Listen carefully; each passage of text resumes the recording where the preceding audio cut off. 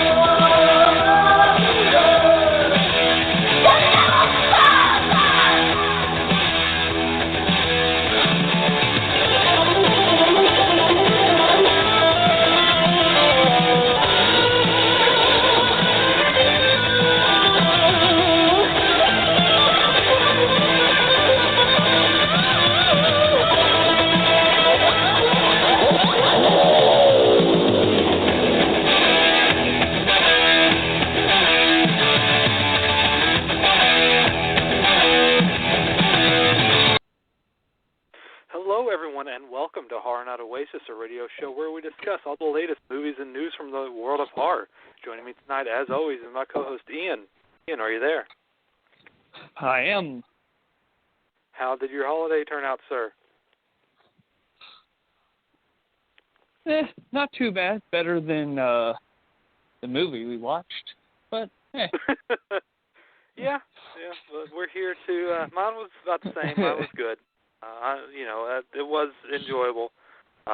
Given the circumstances and everything. But we're here to finish off our Christmas Horrors Marathon with our final title, and then we get to kick off 2021 with a bang, I guess. I don't know what 2021 entails, but we'll soon find out. But yeah, we are going to complete our marathon year, basically, because it's been like I said, it's been a very interesting year. First 3 months, everything was going fine, and then we went into overdrive with marathon shows, and we've had some ups and downs. We got introduced to a lot of interesting characters. We got 8-Ball, we got Scarecrow, we got Gay Scarecrow, we got everything. So there's so many characters. We got interesting lineup of characters this year that we were introduced to, and we have to finish it off with our film for tonight, which is Toys of Terror. And just when we thought we were done with our Killer Doll movie theme, we have to sneak one in there. But this one was kind of last-minute choice. There was a few ideas going through our head. One Sci-Fi Channel movie, Letters to Satan Claus, but I figured since we already did a Krampus-type movie, there was no reason for that. And then there's some zombie films, but we don't need to do that right yet because of reasons. And, you can only review so many Santa-suited killers, Santa Claus killers in suits and everything. Because we already did that. Yeah. And I figured, let's try to mix it up. I was trying to look through everything, and then Toys of Terror came into my point of view, and here we are with Toys of Terror. So let's get into the synopsis of this film. So Toys of Terror, if I can remember, is about something happens previously where, again, I don't want to get into it just yet, but we have to start the film off this way, where there's a person dragging a box to this orphanage. Well, it's not really an orphanage. It's like a children's hospital. It's the same thing in a sense.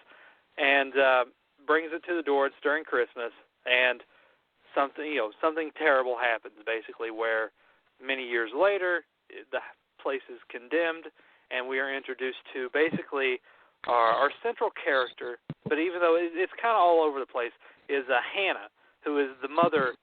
I have to go into each character, so I might as well do that. So Hannah is the mother of this ordeal, but she's the stepmother because the dad in the situation has a daughter named Alicia, and so he married Hannah, who has two, I guess, kids of her own, but I'm not exactly sure if they were adopted or not, because they are white children, and she is a black woman.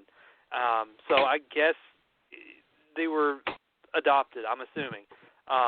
And so they're going away on Christmas, and this is like, it starts out, Alicia doesn't like it because, she's not really a fan, a big fan of Hannah because, like, took her dad away in a sense. And like her Alicia's mom is in Bora Bora, and she'd rather have been there instead of a condemned orphanage celebrating Christmas instead. So they go to this orphanage, this children's hospital, to renovate it because Hannah and Alicia's father are basically, they're sort of house flippers where they fix it up, tidy it up, get everything, and try to flip it to make it like renovate everything, and to sell it. And they're sort of in the hole. They're in a lot of money for this house, and they're hoping to make a big investment. And they also have their nanny that comes along, Rose, who is more so friends with Alicia than any of the other one, than Hannah.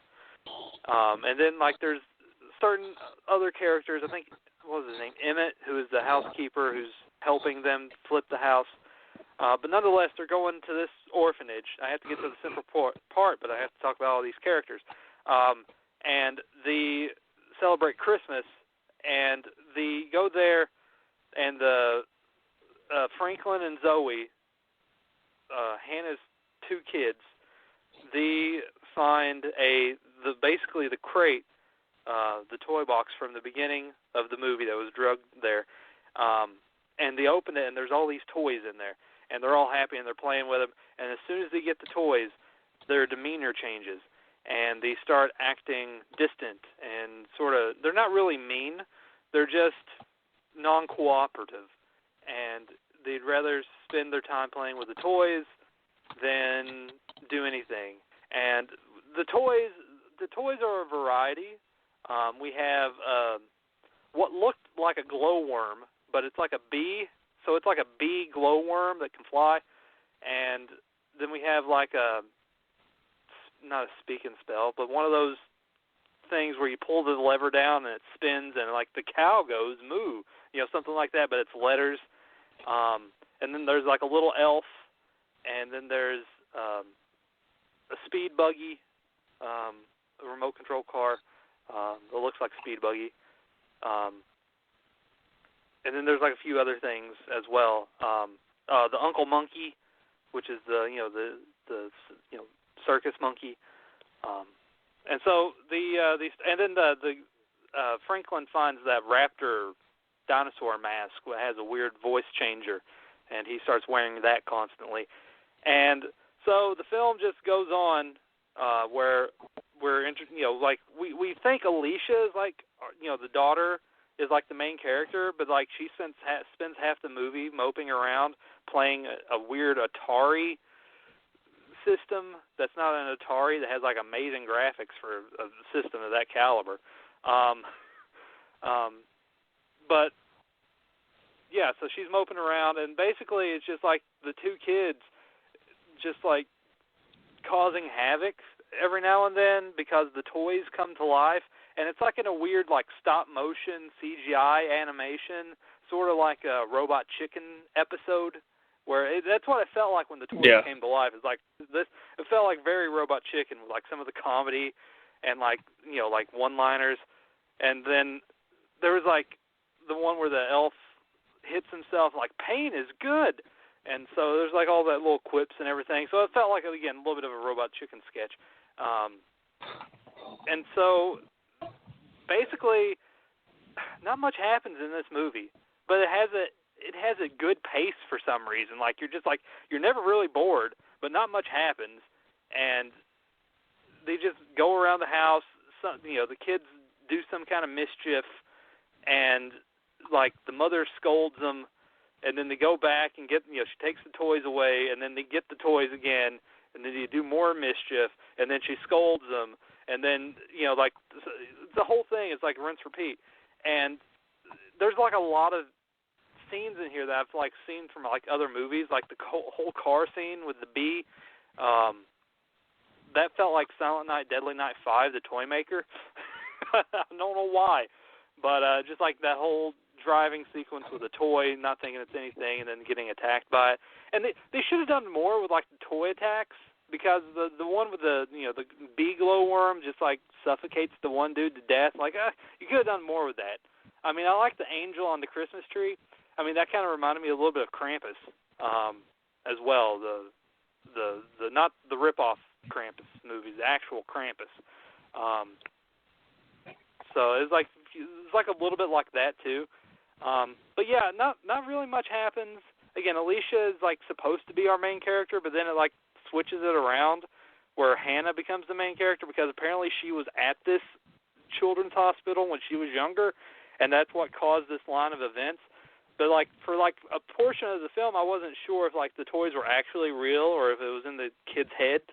But then it became real. And, like, there's parts, like, early on when he's like, you can't go to the third floor. And, like, did he go to the third floor? And this is when Hannah goes up there, and, like, her legs start, she breaks the boards and her legs are stuck. And then, like, there's a teddy bear, like, throwing, oh, shit. What are those called, Ian? I can't, that they was carriages, baby carriages, baby beds, whatever. Throwing those cribs? at him. Yeah, there you go, cribs, baby cribs. It's been a long day. And so he was throwing baby cribs at Rose and Hannah, and then they just, like, scold the kids and don't think anything. Oh, these cribs just rolled and attacked us on the third floor. Like, they didn't even bring up anything. Like no reason. Oh, it's the toys. Like, yeah, fuck you. Like, it's not the toys, but it's the toys. But yeah, not really much happens. Not saying it's not bad. I mean, comparatively speaking. I mean, it's just like it could have been a little bit better with, like, some of the toy attacks. Like I said, in the vein of, like, Krampus and stuff. And I love the way that the toys acted. I mean, I was reading, like, I was looking up some other reviews and, like, oh, it's the worst thing ever. Like, no, it's not really the worst thing ever. I mean, it's not good, but it's not necessarily bad. It's just kind of, potent. It's just like, I wouldn't say really bland, but it's just kind of, it comes and goes, and it's not something that's going to be like something you're going to remember, because, again, I'm trying to go through here trying to remember everything, and I watched it, like, not that long ago, and I'm sure, Ian, you just finished it, so it's not like it's a hard film. It's just like there's no substance hardly to the film, and, like, they're doing all this, it's supposed to be like mother-daughter bonding thing, and that kind of falls to the wayside. But not necessarily mother-daughter, but stepmother-daughter ordeals. Like, there's the whole thing of, like, but Hannah wanting to do things with Zoe and Franklin, but every time she does something comes up. Like, oh, I need to talk to you. Oh, this came up, and she, like, wants to read them a bedtime story or show them to their rooms, and it's just like something takes, she doesn't get to do that, so she's trying to be a good mother, but things come up. And then, like, again, the kids going all home movie on everybody, like, oh, we're gonna be distant for some reason because we got toys. It doesn't really, I mean, I guess the story makes sense, but then at the very end, it really doesn't make sense because you don't know if. But anyway, we'll get into that. Ian, your thoughts?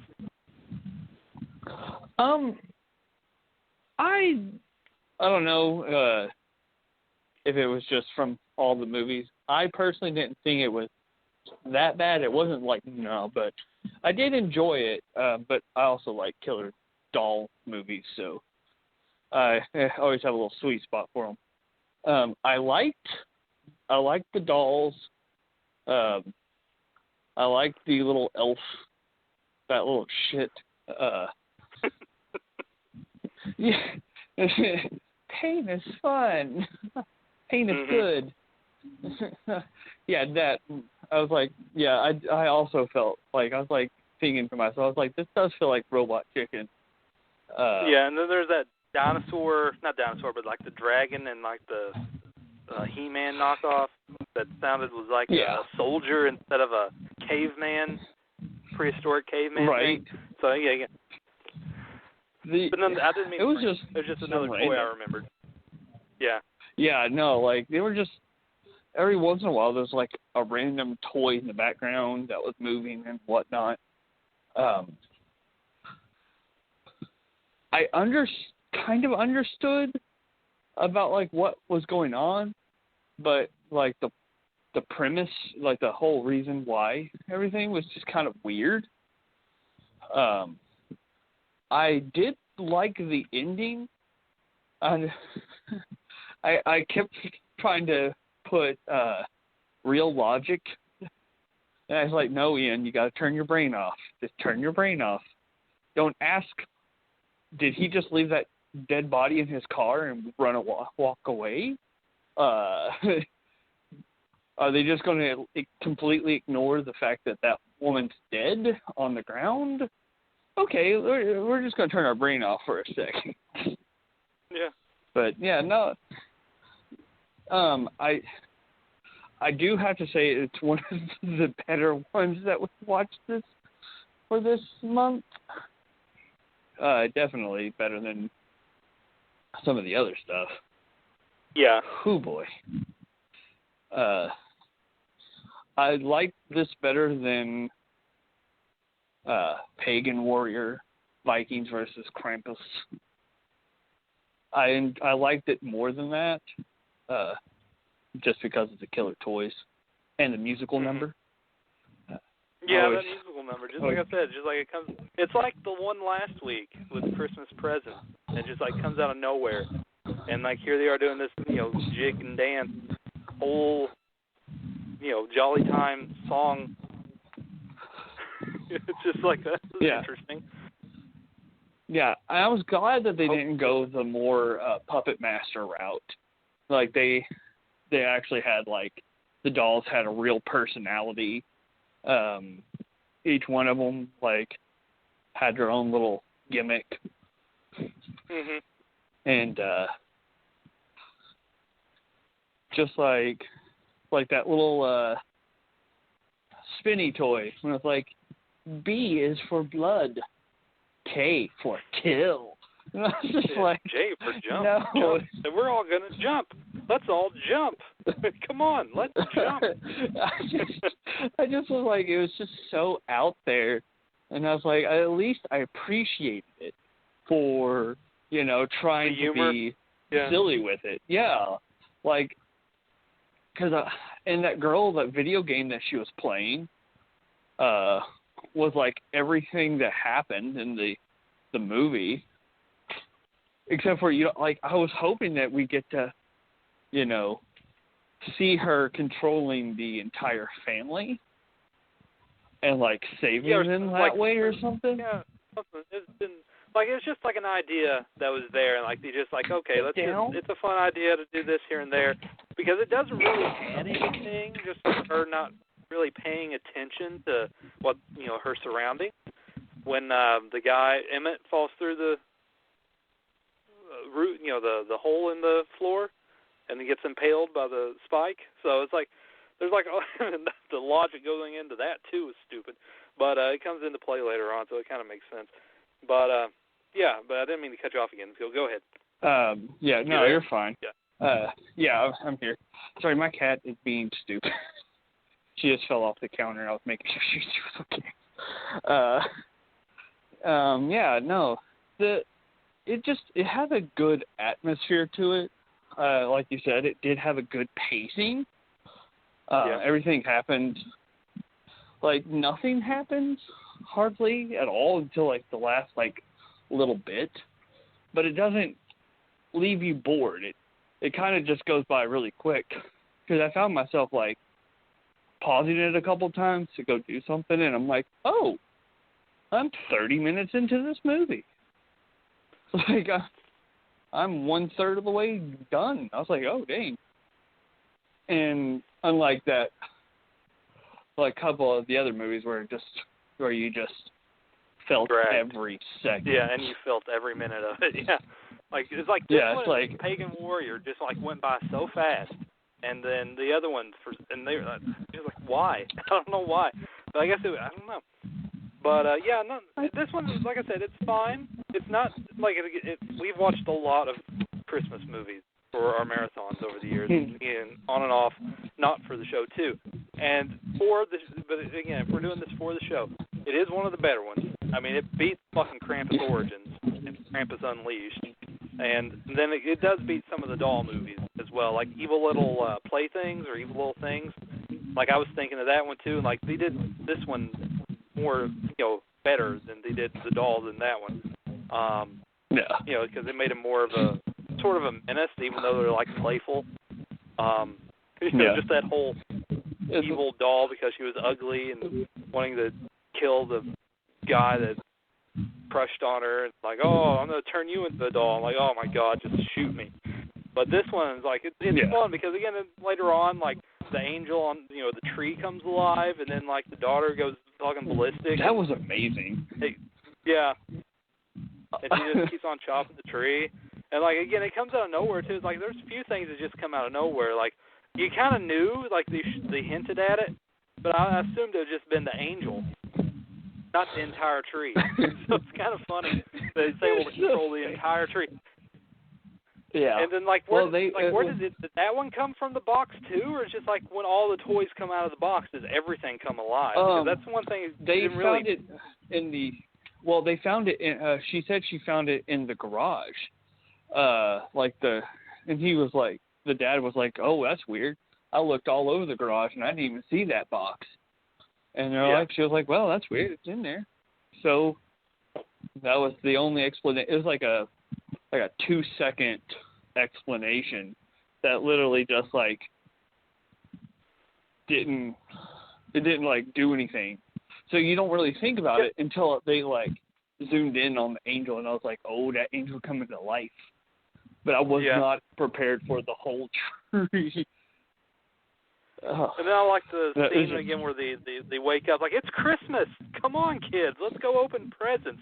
And then they go through and just trash everything that's not theirs. Like, Alicia, well, she's not here. Burn it. And then you all scream, burn it. So just, like I said, it felt like you get that whole. It's like that Frosty the Snowman segment in Robot Chicken, like Merry Christmas, and then the snowplow goes into it. Just kind of reminded me of that, just that off the wall stupid humor, and that's the thing that I think worked for it in its favor.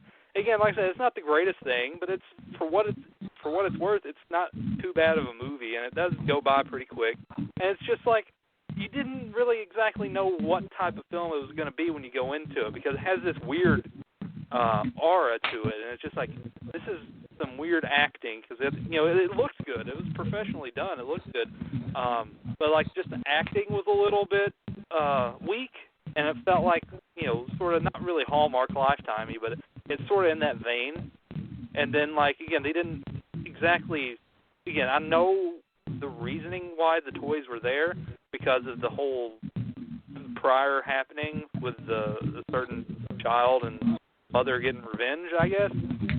But it still didn't really. I mean, I guess she was a witch or something, or did some kind of spell on the toys, or I have no idea. Or just evil toys in general. They didn't really give you that much of a reasoning for the toys, but I guess it's not needed. No. But it would have been interesting just to get what are these toys? It's and then the ending, because I'm just going to go ahead and go into this. At one point, I thought that the toys were the dead children, taking over the inanimate object of the toys. I did too. So that's what it seemed like after the final scene. Yeah, no, I also thought that. I also thought that the mother /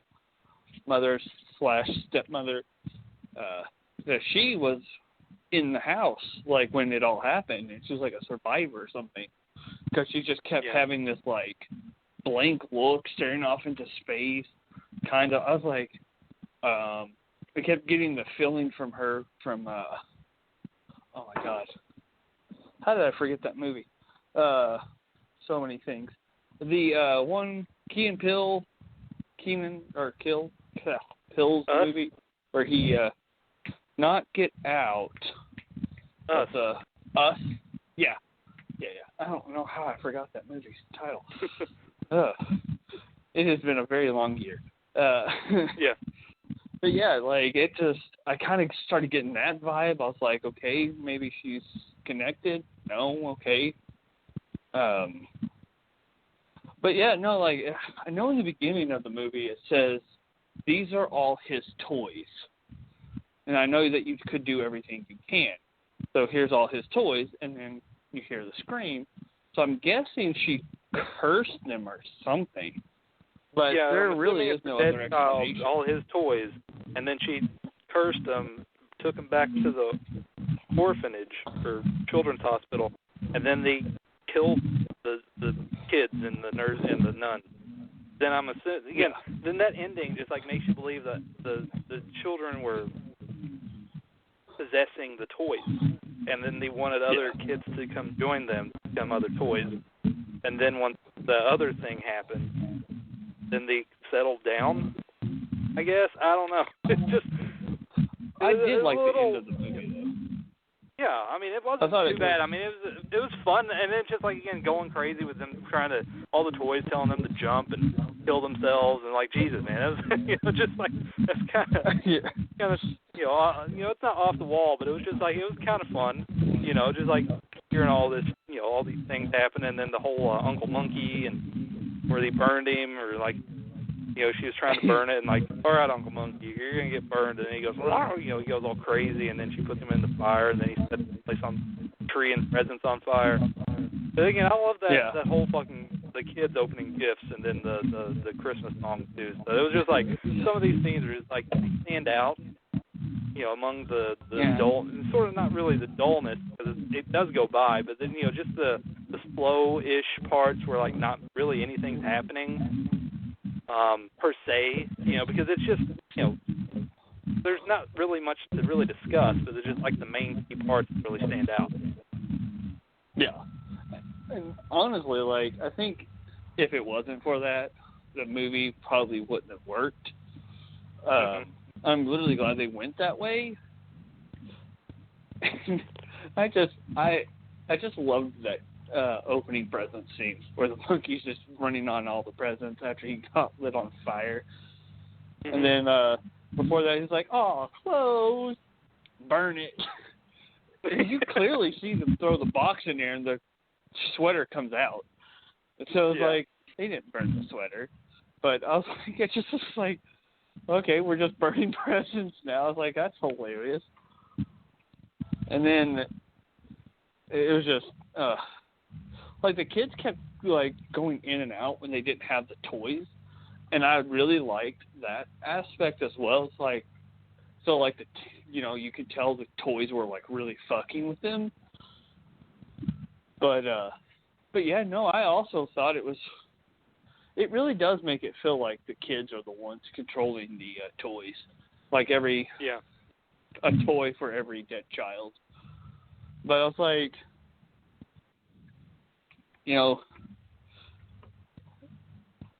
after the first there's definitely some logical issues too. Like, I'm gonna install this guy, and you're gonna hold him. Like, there's a hole in the floor. The only thing holding him up is a plank, is a splinter of wood in his chest near his heart. And you're gonna saw the back of it off and just hope he doesn't fall, but that he falls and lands in the second floor. Like, oh, you're fine. But we also did they ever show what happened to the bee, or did I like? No, they never showed what happened to the bee. It was just there, and then it wasn't, and then like he died, and then like the car. Well, he died. He hit the snow ramp, and then he walked back, and then you never saw the bee again, and then he started to burn everything. So like Uncle Monkey and the bee and the tea buggy didn't get burned. So those are the only ones I think were still among the living. But I guess he turned into people at the end of it. So I don't know. Yeah, I don't either. I mean, I was trying to, because I watched all the way past the credits to see if there's going to be like a sequel or something, see if it showed anything happening to them. But no, nothing. I was like, okay, we're just going to put a pin in that and forget about it. Cool. Yeah. But yeah, no, it's just, there's logic issues, but I'd rather. And like I said, it could have been a better script too. Like the script was fine, but like some of the dialogue and just like conversations between people just felt very, like I said, very Lifetime TV movie in a sense, where it's just like, oh, it's fine. How dare you do this? And it was just like very, plain dialogue, and then just got to, I guess it was in turn. I guess it was for a reason, because you have the plain dialogue with the dad and Hannah, and like her scolding herself and everything, and then you have like fucking toys going haywire. And I guess that's a good yin and yang in a way, but again, it still felt a little, at the beginning when I first started, because again, like most of these Christmas movies when we first start, like the first like couple minutes, like, okay, I'm not really, where's this one going? And then it slowly, like, okay, I'll give it a pass. And then the toys started to show up, like pretty early on, and then I was into it, and then my whole demeanor changed, and I was like, all right, this is cool.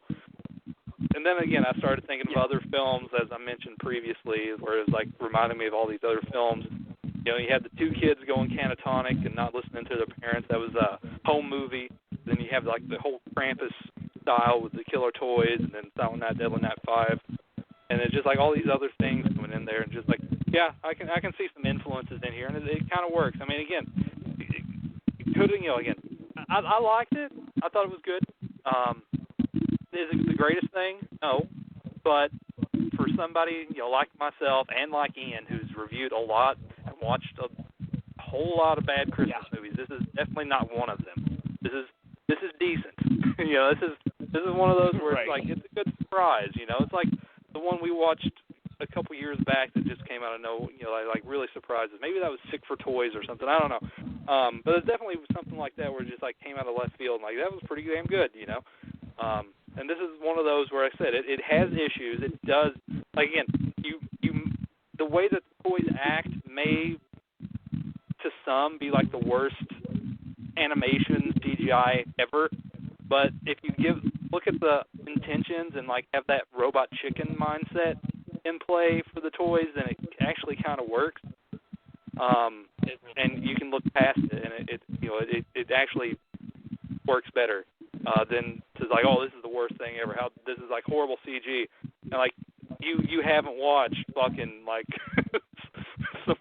some bad CG like we have. Oh God, yes. I have seen some really bad. We have like definitely what was it? Bad CGI. Didn't we watch? What was it last week with the fire or something where he was just standing in front of it? Or there's somebody that was like he was just. Yeah, it was that God, I forgot what the name of that movie was. Yeah. And we just watched it a week ago. Wow. Oh, Christmas Present. Yeah. That's like I'm thinking of a different one. Christmas Present. Yeah, it's definitely that one with like the whole like standing in front of the fire. I mean, if we're gonna do that, we're gonna harken back to the glory days of The Dead Hate the Living, where it's just literally someone took a cigarette lighter and held it in front of the camera and and they're just standing there like, you have to see, if you haven't seen that, Ian, I don't know if it's on YouTube or it might be on Tubi, but if I'm going to find it, I'm going to send you that clip of the zombies being burned alive, and it's just like digitally imposed cigarette lighter flame when they're standing there moaning and moving back and forth. It's awful, but the movie's actually pretty fun because it's full moon and it's stupid. And they do a whole Fulci yawn at the end of it. But nonetheless, final thoughts on Toys of Terror. I think we pretty much covered everything, honestly. All right, now it comes to the point of the show, Ian, as we do with our marathons, to rank. So here's what I'm thinking. I did enjoy this one. After talking about it and going back and forth, I will say that this is the best. I'm going to put Pagan Warrior at 2. Then I'm going to put Christmas Blood at 3. And then, honestly, you could flip a coin with Christmas Presents. Christmas Presents is 4, and then Hanukkah at 5. Because, I don't know. It's like I said, like, the gore was good in Hanukkah, but, like, everything else was awful. And then Christmas Presents was just, like, you can flip a coin. And I wouldn't really say otherwise. So what's your thoughts, Ian? Well, I mean, definitely, Toys for Terror is number 1 for me. Pagan Warrior would have to be number 2. I personally would put Hanukkah at 3, mostly just because, like, of the kills and the flame of the skin. I like when watching people get flayed. Christmas Presents is last because I did not like that movie. No, it was just so boring. It was so long. It just felt like it was a 6-hour movie. And and then the ending just didn't make sense. Yeah, definitely. I'd probably agree with you. Well, again, I'd probably change and put Hanukkah last. Not Hanukkah last, but Christmas Presents last. Then I'd probably put Hanukkah or Christmas Blood in 3 or 4. Because, again, I dug some of it. I wasn't really, either of them, but I do like the filet. But, again, there's just the dialogue in Hanukkah was terrible. Even a nude Caroline Williams, I mean, as much as I love her, but it's just like, oh my God. And then like Sid Haig's penis, and like, come on, man. Like, there's like a lot of things going for it, and like, and then like the whole the father dynamic. But there's just a lot. It was just lost, in translation, basically, where they wanted to make this Jewish thing, and it's just like it's a good 4 to me. And then Christmas Blood, it was fine. It was serviceable. It had some okay kills. It was long, but I don't know. I have to give Christmas Blood 3 because I hated everything else besides the kills and the killer in Hanukkah. So I have to put that 4. I'm sorry. Oh, no, I totally understand. It's like you got a toss up. It's like which pile of shit do you want? I mean, like, because he spent half the fucking movie talking about fucking jalapeno poppers instead of a fucking Christmas killer. Like, is there a killer in this movie? No. No. I just really enjoyed the kills. Yeah. And that's I guess sometimes the kills can do that, but I didn't really care that much for it. I think that's going to do it for our Christmas Horrors Marathon. It's been a interesting marathon. It had its ups and downs. But hey, at least a couple things came out of it. We found Toys of Terror, which was a good diamond in the rough. I mean, it's not perfect, but it's still decent. Oh, and then fucking Louisa coming out of left field and fucking scoring a point with Pagan Warrior. So I was just like, how the fuck did that happen? So yeah, we ended our month with something else, man. It was crazy.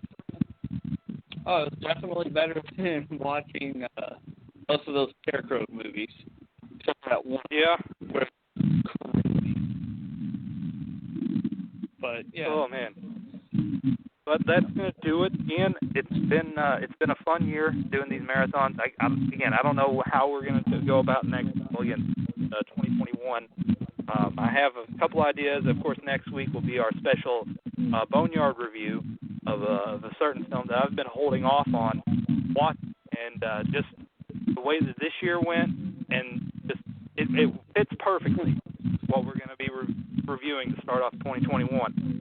And then we'll just go into playing it by ear. Maybe we'll do some new stuff. Maybe we'll go do some more Boneyard reviews, indie stuff. Who knows? It's just going to be whatever we feel like doing, and whatever film comes out or what we want to review. And like I said, it's always fun. No matter what we choose, there's always some kind of form of discussion, as this year proved. So, Ian, as always, it's great talking to you, and it's great to have another year under our belts together on this show. Yep. And I will see you next week as we kick off 2021 with a Boneyard Indies Spotlight special. So stay tuned for the title yet to be named, because I want to do a big reveal of it.